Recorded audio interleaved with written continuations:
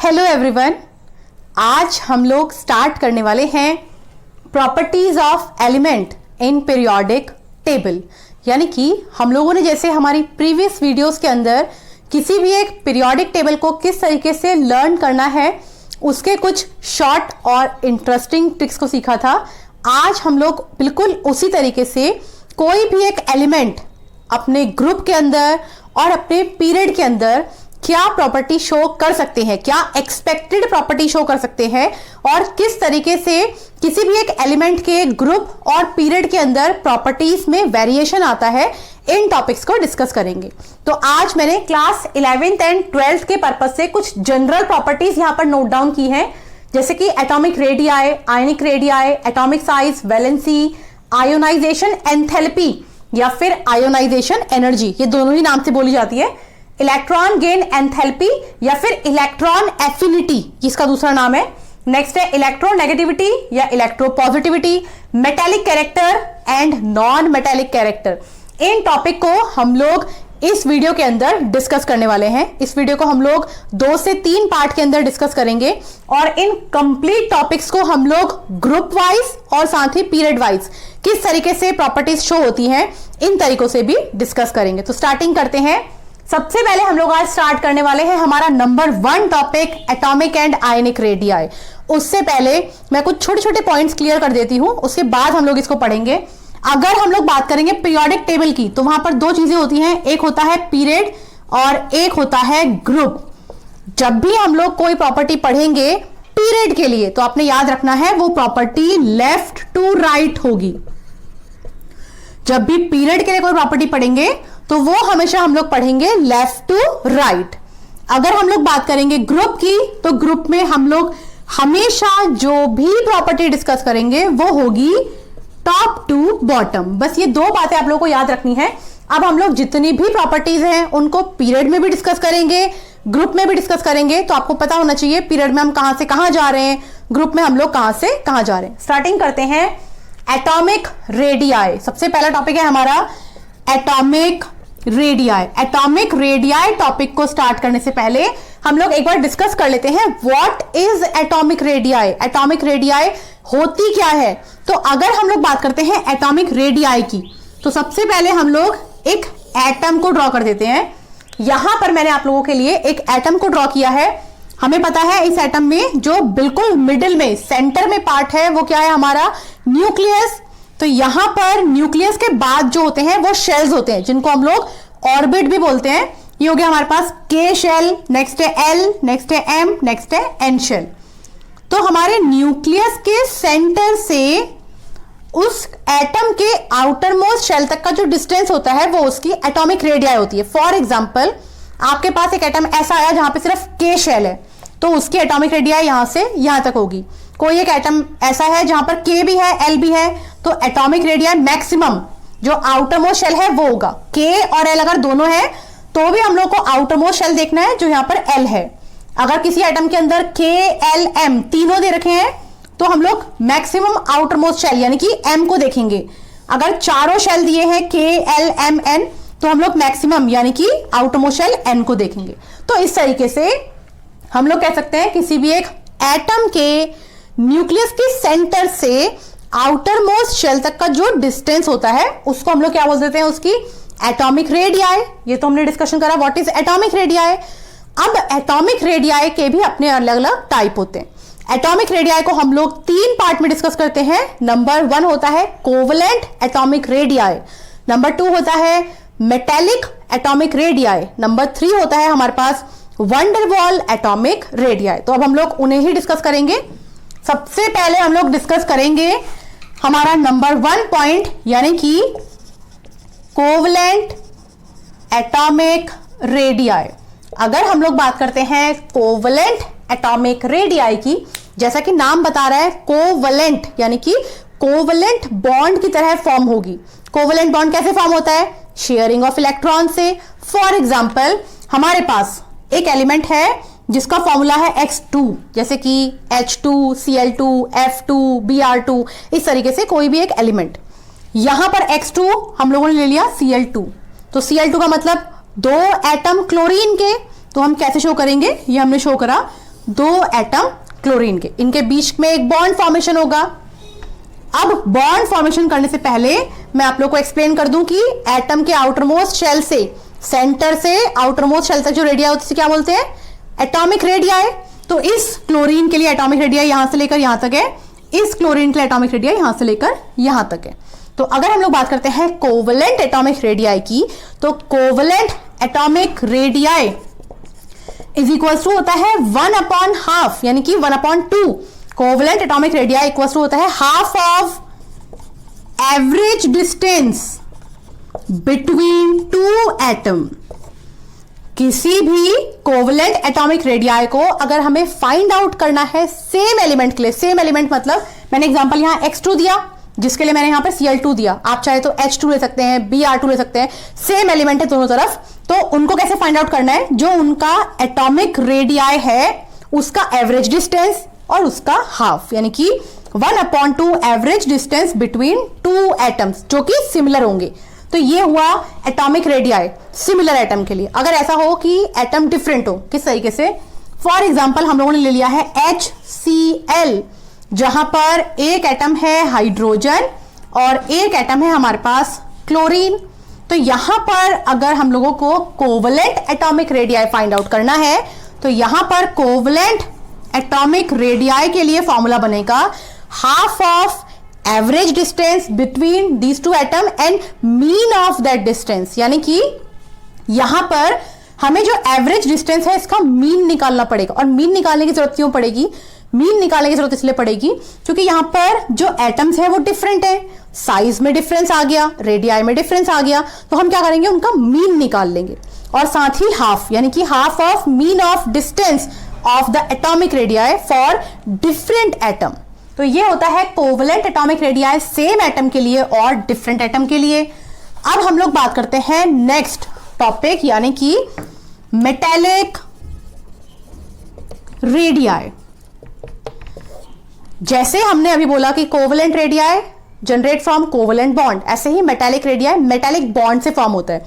यहां एक चीज मैं पहले क्लियर कर देती हूं, metallic bonds are weaker bond as compare to covalent bond. लेकिन अगर बात करते हैं हम लोग मेटालिक रेडियाई की, तो मेटालिक रेडियाई हमेशा ज्यादा होती है कोवलेंट रेडियाई से। इस पॉइंट को आपने ध्यान रखना है कि मेटालिक रेडियाई हमेशा ज्यादा होती है कोवलेंट रेडियाई से।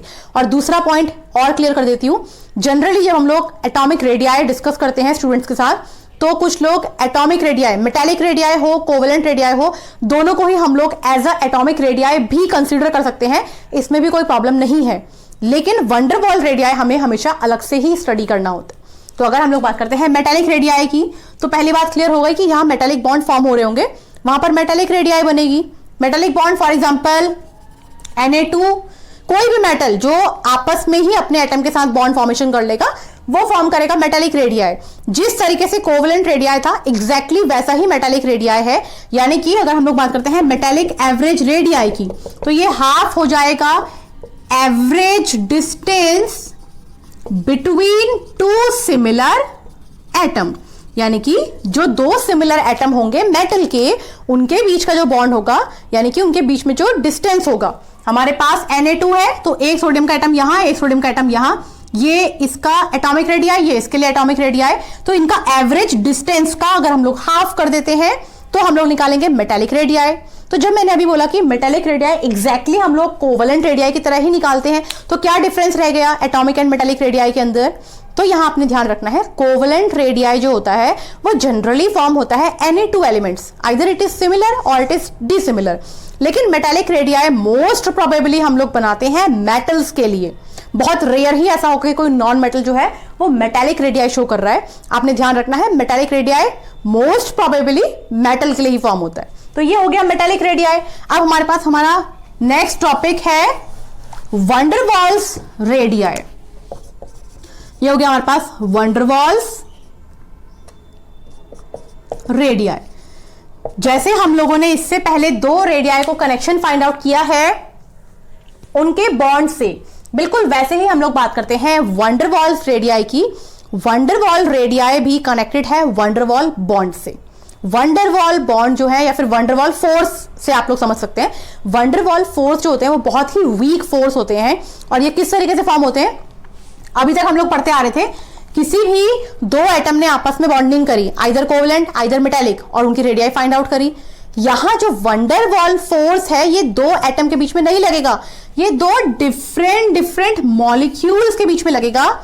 ऐसे दो डिफरेंट मॉलिक्यूल्स जो किसी भी एक सॉल्यूशन के अंदर या कहीं भी किसी एक सिचुएशन के अंदर पास हैं, तो जब वो दो मॉलिक्यूल पास आएंगे उनके बीच में एक पार्शियल अट्रैक्शन जनरेट होता है। वो अट्रैक्शन ही रिस्पॉन्सिबल होता है वंडरवॉल फोर्स के लिए, और वही अट्रैक्शन रिस्पॉन्सिबल हो जाएगा वंडरवॉल रेडियाई के लिए। तो हम लोग यहां क्या बोल सकते हैं, ये हमारा मॉलिक्यूल नंबर 1 है, ये मॉलिक्यूल नंबर 2 है। कोई भी दो मॉलिक्यूल, फॉर एग्जांपल हमने ले लिया H2O के साथ HCl, दो अलग अलग मॉलिक्यूल है ये। तो इन दो डिफरेंट मॉलिक्यूल, जैसे कि एक मॉलिक्यूल हमारे पास फॉर एग्जांपल HCl का हो गया, एक मॉलिक्यूल हमारे पास H2O का हो गया, तो ये दो डिफरेंट मॉलिक्यूल हो गए। इन मॉलिक्यूल को हम लोग जब सेम सॉल्यूशन में रखेंगे या फिर हम लोगों ने सिमिलर कंडीशन में इनको रख दिया है, इन सिमिलर कंडीशंस के अंदर जैसे ही इन दो मॉलिक्यूल को हम लोग पास लेकर के आएंगे तो इनके बीच में एक पार्शियल अट्रैक्शन होगा। पार्शियल मतलब थोड़े टाइम के लिए एक अट्रैक्शन होगा। तो वो जो पार्शियल अट्रैक्शन है वो इनके बीच में एक पार्शियल रेडियाई, एक पार्शियल अट्रैक्शन हुआ तो पार्शियल बॉन्ड हुआ, पार्शियल बॉन्ड होगा तो एक पार्शियल रेडियाई थोड़े टाइम के लिए जनरेट कर देगा।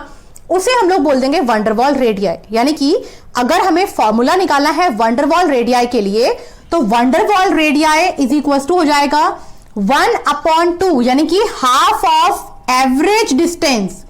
अब एवरेज डिस्टेंस कैसे फाइंड आउट करेंगे, यहां पर हम लोग एवरेज डिस्टेंस पहले अलग अलग निकालेंगे मॉलिक्यूल्स के लिए, आफ्टर दैट उसका कंबाइंड एवरेज डिस्टेंस निकालेंगे हम लोग दोनों मॉलिक्यूल के लिए। कैसे, मैंने बोला यहां पर HCl एटम जो है, यहां पर H एटम Cl एटम मिलके मॉलिक्यूल बनाया HCl का, तो यहां पर पहले हम लोग एटॉमिक रेडियाई निकालेंगे H के लिए और Cl के लिए। ऐसे ही यहां पर है H2O में ऑक्सीजन हाइड्रोजन, तो इनके लिए निकालेंगे पहले एवरेज रेडियाई। तो एक एवरेज रेडियाई हमने निकाली H2O के लिए, एक एवरेज रेडियाई निकाली HCl के लिए। अब ये मॉलिक्यूल हो गए, इन मॉलिक्यूल के बीच में भी जो एवरेज डिस्टेंस है उसका भी जो हम लोग हाफ करेंगे तो वो इक्वल्स टू होता है वंडरवॉल रेडियाई की। तो इस तरीके से हम लोग समझते हैं हमारे 3 टाइप की रेडियाई को जो एटॉमिक रेडियाई के अंदर आती है। अब हम लोगों ने जब समझ लिया है कि what is atomic radii and types of atomic radii, तो अब हमें पढ़ना है एटॉमिक रेडियाई पीरियड के अंदर कैसा बिहेवियर शो करती है और ग्रुप के अंदर कैसा बिहेवियर शो करती है। तो अगर हम लोग बात करते हैं पीरियड की, तो पीरियड में जब हम लोग लेफ्ट टू राइट जाएंगे, आपने ध्यान रखना है इन वर्डिंग्स को, पीरियड में जब हम लोग लेफ्ट टू राइट जाते हैं तो एटॉमिक रेडियाई डिक्रीज होती है। दोबारा आप सुन लीजिए, पीरियड में जब हम लोग लेफ्ट टू राइट जाते हैं तो एटॉमिक रेडियाई डिक्रीज होती है। अब अगर हमारे पास एग्जाम्स में क्वेश्चन आए कि ऐसा क्यों होता है, क्यों एटॉमिक रेडियाई डिक्रीज हो रही है, तो आपने ध्यान रखना है due to increase in electron density. वहां पर आउटर मोस्ट शेल के अंदर इलेक्ट्रॉन बढ़ जाते हैं, इसीलिए एटॉमिक रेडियाई डिक्रीज हो जाती है। कैसे, इसको मैं एक्सप्लेन करती हूं। फॉर एग्जाम्पल हम लोगों ने एक पीरियड ले लिया है सोडियम का, sodium, magnesium, aluminium, silicon, phosphorus, sulphur, argon, हम लोग यहां तक लेके चल रहे हैं इसको, क्लोरीन, देन आर्गन, हम लोग यहां तक लेके चल रहे हैं इसको। हमें पता है सोडियम का एटॉमिक नंबर कितना होता है 11, तो इलेक्ट्रॉनिक कॉन्फ़िगरेशन क्या बनेगा 2, 8 एंड 1। मैं यहां पर नेक्स्ट में सिर्फ आउटर मोस्ट शेल में कितने इलेक्ट्रॉन है उन्हीं को काउंट कर रही हूं। यहां पर हो जाएगा 2, 3, 4, 5, 6, 7 एंड 8। अब आपने एटॉमिक रेडियाई को कैसे एक्सप्लेन किया था, सेंटर से आउटर मोस्ट शेल। हमें पता है कि कोई भी एक एलिमेंट जो पीरियोडिक टेबल में मिलता है हाइड्रोजन हीलियम को छोड़ करके जनरली ऑक्टेट रूल को फॉलो करते हैं। अब ऑक्टेट रूल क्या होता है, आउटर मोस्ट शेल में 8 इलेक्ट्रॉन कंप्लीट होने चाहिए। तो अगर हम लोग देखते हैं सोडियम को, तो सोडियम के आउटर मोस्ट शेल में 1 इलेक्ट्रॉन है, इसके बाद आउटर मोस्ट शेल में 8 इलेक्ट्रॉन होने चाहिए, 1 इलेक्ट्रॉन है। हम लोग क्या समझ सकते हैं कि एक खाली घर है, इस खाली घर के अंदर 8 मेंबर रह सकते हैं। यहां पर अभी सिर्फ रहने के लिए 1 मेंबर आया है, तो वो 1 मेंबर उस घर में फ्रीली मूव करेगा, वो हैप्पी है वहां पर, फ्री मूव करेगा, हैप्पी है वहां पर, तो उसकी जो एटॉमिक रेडियाई है वो इंक्रीज हो जाएगी, किसी भी चीज को लेने की टेंडेंसी इंक्रीज हो जाएगी क्योंकि सारा घर उसी का है ना। ऐसे ही लेकिन अगर हम लोग बात करते हैं धीरे धीरे करके आगे इलेक्ट्रॉन्स की, जैसे कि हम लोगों ने यहां पर फिल कर दिए हैं 8 इलेक्ट्रॉन, 2 2 4 5 6 7 8 इलेक्ट्रॉन फिल कर दिए। एक घर था जिसमें 8 लोग रह सकते हैं और 8 के 8 लोग अब आकर के प्रेजेंट हो गए। तो ये 8 लोग क्या करेंगे? क्या अब ये फ्री है यहां पर रहने के लिए? नहीं, क्योंकि 8 की ही जगह थी, 8 लोग हमने वहां पर फिट कर दिया है। तो कुछ रिस्ट्रिक्शन हो जाएंगे, एक आदमी दूसरे पर रिस्ट्रिक्शन करेगा, दूसरा तीसरे पे करेगा, ऐसे करते करते कुछ रिस्ट्रिक्शन हो जाएंगी और उस घर में हर एक चीज हमारी होगी ऐसा भी नहीं होगा। तो वो रिस्ट्रिक्शन जो है वो उनके अंदर इलेक्ट्रॉन डेंसिटी को इंक्रीज कर रही है। तो हम लोग क्या बोल सकते हैं? सोडियम के आउटर मोस्ट शेल में एक इलेक्ट्रॉन था, वो फ्रीली मूव कर सकता था, इलेक्ट्रॉन डेंसिटी कम थी, नंबर ऑफ इलेक्ट्रॉन कम थे। यहां पर आउटर मोस्ट शेल में 8 इलेक्ट्रॉन मतलब आर्गन, यहां पर 8 के 8 इलेक्ट्रॉन ने फिल कर दिया उस क्लास को, अब इलेक्ट्रॉन डेंसिटी बढ़ गई। तो अगर इलेक्ट्रॉन डेंसिटी बढ़ गई तो रेडियाई कम हो जाएगी, लोग पास पास हो जाएंगे। एक ही चीज को लेने के लिए क्या पता एक टाइम पर सबको वही चीज चाहिए, तो इलेक्ट्रॉन पास पास हो जाएंगे, इलेक्ट्रॉन पास आएंगे, साइज छोटा हो जाएगा, साइज छोटा हो जाएगा, रेडियाई कम हो जाएगी। तो आपने क्या ध्यान रखना है? अगर आउटर मोस्ट शेल में कम इलेक्ट्रॉन है, एटॉमिक रेडियाई ज्यादा होगी। अगर outer most shell completely fill हो गया है, फिर ज्यादा इलेक्ट्रॉन है, तो एटॉमिक रेडियाई कम हो जाएगी। ये बात करेंगे हम लोग कब? हमारे पीरियोडिक टेबल में पीरियड को रिगार्डिंग। अब अगर उन्होंने लिया है ग्रुप को, तो ग्रुप में कैसे डिस्कस करेंगे? ग्रुप टॉप टू बॉटम जाता है, तो हम लोग यहां पर ग्रुप ले लेते हैं सोडियम का। जैसे कि फॉर एग्जांपल हम लोग ग्रुप नंबर फर्स्ट ले लेते हैं, हाइड्रोजन, लिथियम, सोडियम, पोटेशियम। हम लोग इन 4 के साथ ही इसको समझ लेंगे। तो अगर हम लोग बात करते हैं हाइड्रोजन, एटॉमिक नंबर होता है 1, आउटर मोस्ट शेल में 1 electron. Lithium 2 1, outer most shell 2, यहां पर शेल की बात कर रही हूं, 2 शेल है यहां पर, यहां 2 8 1, 3 शेल है यहां पर, यहां 2 8 8 1, 4 शेल है यहां पर। तो अगर मैं इस ग्रुप को देखती हूं टॉप टू बॉटम जब मैं जा रही हूं, तो हम लोग क्या फाइंड आउट कर रहे हैं? यहां नंबर ऑफ शेल है 1, यहां 2, यहां 3, यहां 4, नंबर ऑफ शेल बढ़ रही है। हाइड्रोजन के लिए एटम था कुछ इतना, लिथियम के लिए एटम है कुछ इतना, सोडियम के लिए है इतना, और अगर बात करेंगे पोटेशियम के लिए तो एक शेल और बढ़ गया। अब हमारे पास ये शेल एटम हो गया है इतना। तो हम लोग क्या देख पा रहे हैं? जैसे जैसे हमने हाइड्रोजन से लिथियम की तरफ शेल को बढ़ाया, सॉरी पोटेशियम की तरफ शेल को बढ़ाया, तो क्या हुआ? धीरे धीरे साइज बढ़ रहा है। और मैंने क्या बताया था? साइज बढ़ेगा तो एटॉमिक रेडियाई भी इंक्रीज होगा। ये एटॉमिक रेडियाई है हाइड्रोजन का, ये है लिथियम, ये है सोडियम, और सबसे ज्यादा कहां पर आ गया? पोटेशियम। तो हम लोग क्या यहां से समझ सकते हैं कि जब हम लोग ग्रुप में टॉप टू बॉटम जाते हैं, एटॉमिक रेडियाई इंक्रीज होता है ड्यू टू, क्योंकि रीजन पूछा जाएगा क्यों, तो due to increase in atomic size. तो ये बहुत सिंपल है, हमें सिर्फ 2 पॉइंट याद रखने हैं कि पीरियड में क्या इफेक्ट पड़ रहा है और ग्रुप में क्या इफेक्ट पड़ रहा है। बाकी हम लोग कोई भी हम लोगों को प्रॉपर्टी पूछ ले, हम लोग उसको डिस्कस कर सकते हैं। ठीक है, अब हम लोग यहां पर नेक्स्ट बात कर लेते हैं। एटॉमिक रेडियाई खत्म किया हम लोगों ने, नेक्स्ट है हमारे पास आयोनिक रेडियाई। तो जैसे हम लोगों ने एटॉमिक रेडियाई का डिस्कशन किया, ऐसे आयोनिक रेडियाई के लिए करेंगे। What is ionic radii? क्या है आयनिक रेडियाई? आयन की जो रेडियाई होगी वो होगी आयनिक रेडियाई। अब आयन की रेडियाई कैसे बनेगी? आयन कितने टाइप के होते हैं? 2 टाइप के होते हैं, कटायन, अनायन। कटायन कैसे बनेंगे? जब भी कभी कोई एक एलिमेंट अपने इलेक्ट्रॉन रिमूव करा देगा, पॉजिटिव चार्ज को गेन कर लेगा, तो क्या बनेगा? कटायन। जब भी कोई एलिमेंट इलेक्ट्रॉन्स को एक्सेप्ट कर लेगा, उसके ऊपर नेगेटिव चार्ज आएगा, तो क्या बनेगा? अनायन। तो यानी कि आयनिक रेडियाई में हमें 3 चीजें पढ़नी है। एक पढ़ना है कटायन, एक पढ़ना है अनायन, एक पढ़ना है पेरेंट एटम। पेरेंट एटम मतलब वो एलिमेंट जो पीरियोडिक टेबल के अंदर मिलते हैं जनरल फॉर्म में, कोई चार्ज नहीं है उसके ऊपर। यहां पर हम लोग को ये 3 पॉइंट पढ़ने। अब अगर हम लोग बात करते हैं आयनिक रेडियाई की, तो यहां पर मैं शॉर्ट में एक बात बता देती हूं, ये आप लोगों को ध्यान रखनी है कि अगर हम लोग आयनिक रेडियाई में कटायन, अनायन, पेरेंट को कंपेयर करते हैं, तो सबसे छोटा साइज होता है कटायन का, इससे बड़ा साइज होता है पेरेंट एटम का। और पेरेंट एटम अगेन मैंने बताया जिसके ऊपर कोई चार्ज नहीं है, और सबसे बड़ा साइज होता है अनायन का। ये मैं आप लोगों को इसलिए बता रही हूं क्योंकि जब हम लोग क्वेश्चंस करेंगे class 11th and class 12th में, वहां क्वेश्चन ऐसे आते हैं कि Na positive, Mg2 positive, Al3 positive, arrange कीजिए इनको आयनिक रेडियाई के इंक्रीजिंग ऑर्डर में, डिक्रीजिंग ऑर्डर में, या फिर हमको बोल दिया कि N3 negative, O2 negative, F negative, Na positive, Mg positive, arrange करो। पॉजिटिव नेगेटिव एक साथ दे दिए, बोला अरेंज करो। वहां आप लोगों को ध्यान रखना है, ये शॉर्ट ट्रिक है कि कटायन का साइज हमेशा सबसे छोटा होगा, उससे बड़ा रहेगा पेरेंट एटम जो पीरियोडिक टेबल में जनरली मिलते हैं, कोई चार्ज नहीं होता है, और सबसे लास्ट में रहेगा हमारे पास अनायन, सबसे बड़ा साइज होता है अनायन का। ये पॉइंट आप लोगों ने ध्यान रखना है। अब अगर हम लोग बात करते हैं आयोनिक रेडियाई पीरियड के अंदर एंड ग्रुप के अंदर, तो यहां आपने ध्यान रखना है कि यहां हमें पीरियड एंड ग्रुप नहीं देखना होता आयोनिक रेडियाई के अंदर, हमें यह देखना होता है कि वो किसका आयन है, क्या वो कटायन बना रहा है, क्या वो अनायन बना रहा है। जैसे कि फॉर एग्जाम्पल हमें एक क्वेश्चन दे दिया, aluminium 3 positive, Na 1 positive, Mg 2 positive, N के ऊपर 3 नेगेटिव, O के ऊपर 2 नेगेटिव, F के ऊपर नेगेटिव, और कहा इन एलिमेंट को अरेंज करो आयोनिक रेडियाई की फॉर्म में। तो मैंने अभी आपको क्या बताया, कटायन का साइज सबसे छोटा रहेगा, लेकिन हमारे पास यहां 3 कटायन है। अब इन 3 कटायन में भी सबसे छोटा साइज किसका है, ये ध्यान रखना है। तो आपने एक चीज और ध्यान रखनी है, कटायन के अंदर भी सबसे छोटा साइज उस कटायन का होगा जिसने ज्यादा इलेक्ट्रॉन लॉस किए होंगे। जैसे कि यहां पर aluminium 3 positive, sodium 1 positive, magnesium 2 positive, तीनों में सबसे ज्यादा चार्ज कहां पर है, एल्यूमिनियम के पास। इसका मतलब एल्यूमिनियम ने ज्यादा इलेक्ट्रॉन लॉस किए। जो सबसे छोटा जो एटॉमिक रेडियाई आयनिक रेडियाई होगा वो किसका हो जाएगा, एल्यूमिनियम का। अगला हमारे पास क्या है, मैग्नीशियम, उसके ऊपर 2 पॉजिटिव है, तो अगला हो गया मैग्नीशियम।